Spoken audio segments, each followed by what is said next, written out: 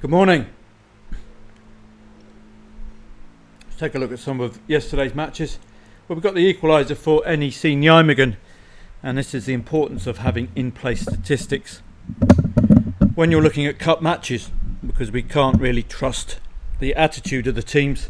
Some managers very passé about cup matches, but certainly deserved it. NEC Nijmegen. I hope you profited there. Romanian One League. Well, CFR Cluj got a very late winner, or so it seemed, with a penalty, but then a penalty in the 96th minute. We could have taken on that draw late on, but Romanian One League treat with kid gloves, I think. England League One, League Two was the primary competitions yesterday. So let's go down there. Anything catch the eye in English League One? It's a bit of a quiet one, really. I think Derby scored first, but again, Charlton, depending on their league position, is this another side in desperate need of points? Indeed it is. Look, we see this pattern on Saturday. Teams in or around the relegation zone picking up wins where you least expect them against a side vying for automatic promotion. Certainly Derby needed the win to keep Bolton and Barnsley off their back. So do remember that this season. It's amazing, isn't it? But not so this week for Shrewsbury. They got the win last week, but not so on this occasion. Stevenage, I think they're in trouble as well, aren't they? No, they're not. They're vying for a top 6 berth. Wigan against Bolton. All depending on the timing of the Wigan goal, whether you could have taken them on 69th minute, and again dependent on the in-play stats, whether you wanted to take on the take on Wigan against odds-on favourite Bolton. All about the in-play stats there, and it's very lukewarm, wasn't it? Only two shots on target for the whole of the second half. I suppose if you did insurance, you'd have been okay with the 1-0, wouldn't you? Forest Green took them on again, but depending on where you go, if you go to the +1 market or to the match odds market. Match odds market, I'm afraid, wouldn't really have worked out. You'd have got a marginal loss on a draw. I think for me it was about £3 for a very late penalty. So this is the importance of insurance, and indeed choosing whether to do +1 or match odds. +1 in this case would have been perfect, wouldn't it? But this Forest Green side, eminently gettable when taking the lead. Notts County and Sutton United, again another struggler, really going for the win. Let's look at the standings for Notts County and Sutton. Sutton, they are near enough, if good enough, that they could get out of this mess that they find themselves in, but this seems to be a relegation dogfight between Colchester, Grimsby, Forest Green and Sutton. Only 2 places, so plenty of motivation for Sutton yesterday, and that's why you saw such a fighting attitude. I suppose at the 2-2 you could have laid that draw second half, given the need for a win, particularly for Sutton. What a battling performance, and it took a late penalty for Lakin, but this could be a season changer for Sutton United. Salford did score first against Colchester. That was about it really yesterday. In the FA Cup, didn't really play. Not much of an interest for me there, but a couple of 0-0s at half time. It's all dependent on the in-play stats in the cup, isn't it? Gordon getting a 71st minute goal he thought would be the winner, but no. Schmodix making sure this went to extra time. And don't forget, in cup matches the draw is always alive, which makes life a little trickier. If you want to lay any late draw, it's very difficult too. HJK Helsinki, this is a bit of a surprise, but I didn't play this match. But having said that, interesting market. 3.1 down to 1.28. Somebody knew. Wow. Coupe de France, thoroughly deserved for Lyon, but again, the draw is in play. Lyon absolutely bossed the in-play stats. This is the problem we face trading cup matches. 11 shots off target, 11 corners, really emphatic stuff, but a 0-0 at half time and at full time. So that really was about that. Serie B yesterday. Anything to do? Well, I had these starred because we've got an odds-on favourite. Again, losing. Wonder where Tanana are in the league. Well, relegation threatened side getting the win against the top 5 side. Amazing, isn't it? And this is only seems to happen February, March, April. On to today. And it's an interesting coupon this evening. Sassuolo against Napoli. Well, let's have a look at the in-play stats. Napoli still look vulnerable away from home though. They had 5 consecutive matches without a goal, and that ended with a goal last match they thought would be the winner, but Cagliari got a late 1-1. I wonder if the return of Victor Osimhen will help Napoli's cause again. My problem with trusting Napoli is away form is so poor recently. But is the return of Victor Osimhen going to change that? Sassuolo have beaten 2nd and 7th at home. This is did lose at home against 5th, 6th and 8th. So they might have trouble today. 18th against 9th. Don't forget, this is one of those matches where 18th in the league will desperately need the win. Inter Milan against Atalanta. Arguably, this could be described as a derby-style match. But Inter Milan is looking so good at the moment. 7 consecutive wins, 7 consecutive home wins, no defeat in 19. 1-2 win last head-to-head. Only one loss for Atalanta since the 9th of December.